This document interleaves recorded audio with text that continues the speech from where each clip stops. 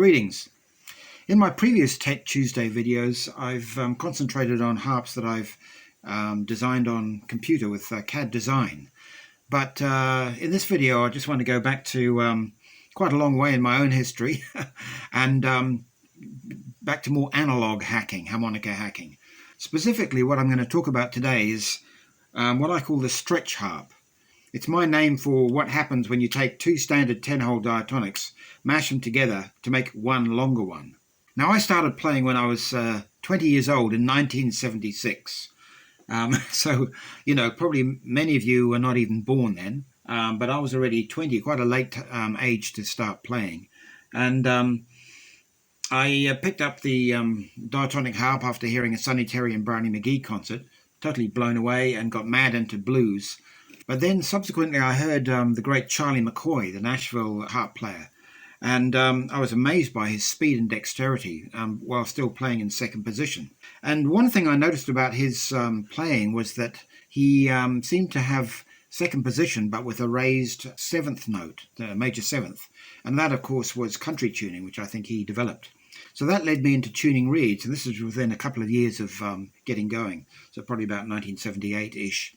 So I really like this major seventh sound in cross harp, but the top octave was problematic, with the switched tuning in Richter. So that's when I came up with my very first alternate tuning. I called it regular breath tuning. And what I did was basically chop the blow reed plate up after hole number 6, move it along one hole, insert a new reed, and then the reeds in the top octave had what I call regular breath. The blow note was lower than the draw as it was in the rest of the harp. And then of course I tuned that to country tuning as well. I tuned the 9 draw upper semitone to echo the 5 draw in the bottom. But of course when I sliced up the blow reed plate, I moved everything along one hole. And that meant that I had a reed hanging over the end, the number 10 blow reed. So the solution there was either chop off that reed altogether and stick with a 10-hole harp. But what I did instead was I decided to get in there and make the comb longer to an 11-hole length, so I could keep that 10-hole blow reed. And then, of course, I had a gap in the 11th hole, so I chopped off another a bit of a reed plate to throw in another note there. So now I had an 11-hole harp with an extra note on the 11th hole and an extra note on the 7th hole. The ones I used for the hacking were the old Special 20. It had just come out in the 1970s. And the good thing about the Special 20 is it's got a lipped comb. So no matter how rough and ready my chopping up of the reed plate was inside the harp, the lip comb on the outside gave me a nice smooth interface with the harp and the covers. But they were pretty rough and ready. I was a poor student at the time at university, and all I had was a hacksaw and a pair of pliers and maybe a hand drill, and that was about it. No proper workshop or anything. So I just did what I could with what I had. But they played pretty well, and in the end, I made up a whole set of the things. And in fact, these are they. These date back from the 1980s. My 11-hole harps. If you count the holes on there, you'll find they're all 11 holes. But most of them still play, actually, surprisingly enough. This is the first time I've got them out in decades. And the one I inserted on hole 7 was the same as hole 6, so that meant I could bend my 7 draw note. But like your 3 draw.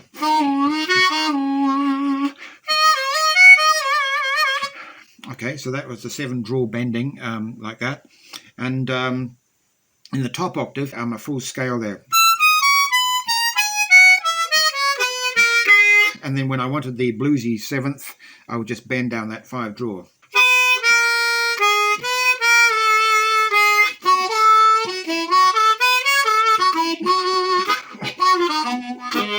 And I could do that in the top octave as well.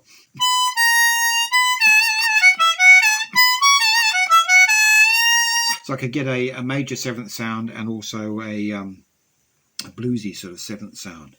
Besides the fact that they had 11 holes instead of 10, they had some other interesting features. I drilled holes in the sides of the cover plates to make them project a bit more. And I also flattened the backs of the covers. And the other thing that was innovative about these harps is that they were half valved. That's another one of my inventions from way back in about 1980-ish. I started half valving my harps, but I'll talk about half valving specifically more in another video.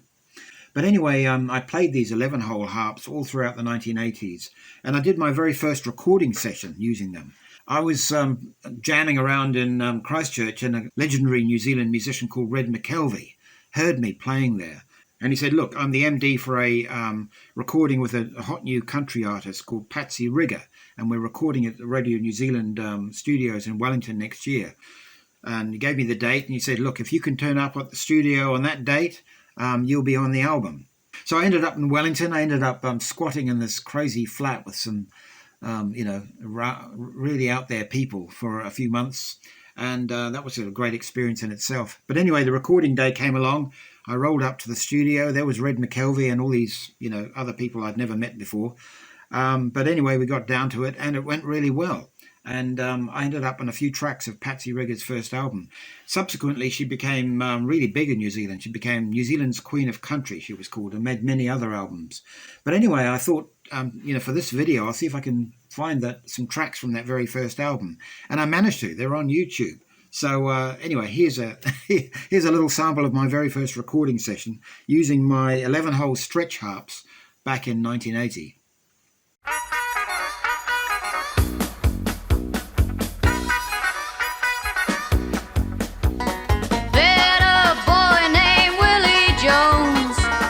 From the wrong side of town.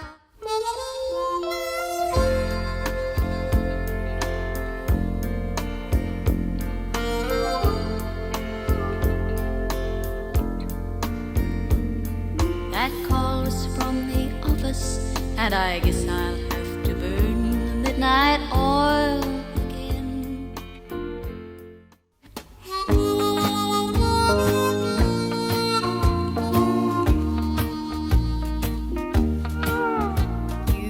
Me for the bright lights of the town. I swear I love you by the moon above you. How bright is it shining in your world? Just come on home to your blue Kentucky girl.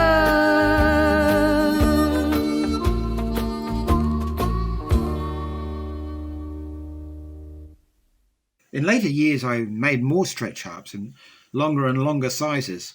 This is a 12-hole one. It's in power chromatic tuning, and it's again made from a couple of special 20s, but now with, I think, covers from a Hohner autovalve on top. Then the next size I went to was the 13-hole. So this is a 13-hole stretch harp, and this has got Suzuki sub 30 replates up the top, and then some extra reeds from a lower harmonica down the bottom. So this one's in C. So this is the Suzuki sub 30, which allows you to bend all the blows and all the draw notes. It's in power bender tuning, but I can bend the draws and the blows.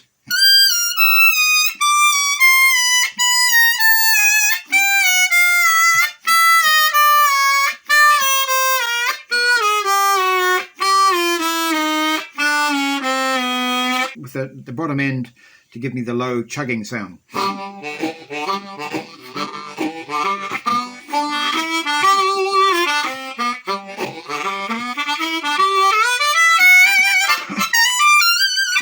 And here's the comb.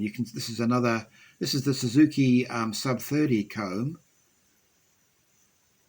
and it's bonded onto, I think, a Suzuki Folkmaster Bluesmaster bottom end there.